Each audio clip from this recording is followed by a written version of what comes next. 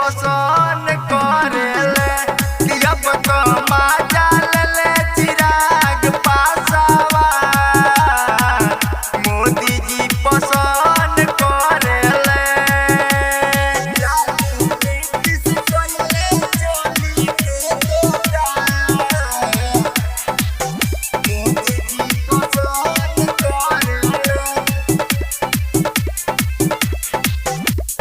बकीते होली में बोलता लो बोली घूमी घूमी नेता लोग बेचता बेचोली।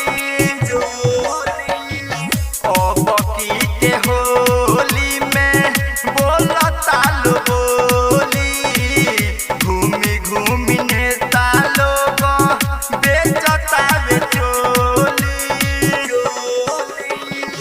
देखो ऐसा लीला भइल ममता के किला ढीला भइल त देखी अखिलेश भइल बारे बेहाल मोदी जी पसंद करेले अब कमा जाली है चिराग पासवा मोदी जी पसंद करेले।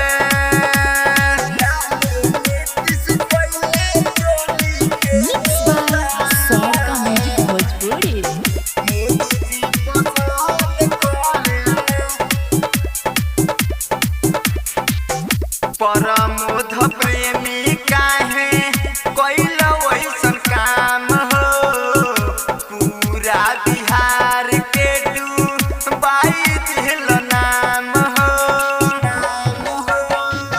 प्रमोद प्रेमी काहे कैल वैसन काम हो पूरा बिहार के डूबाई दिल नाम हो।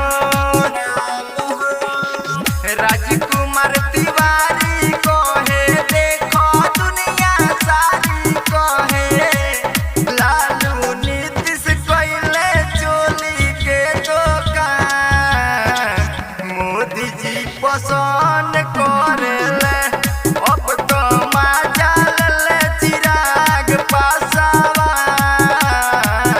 मोदी जी पसंद करेले। भोजपुरी।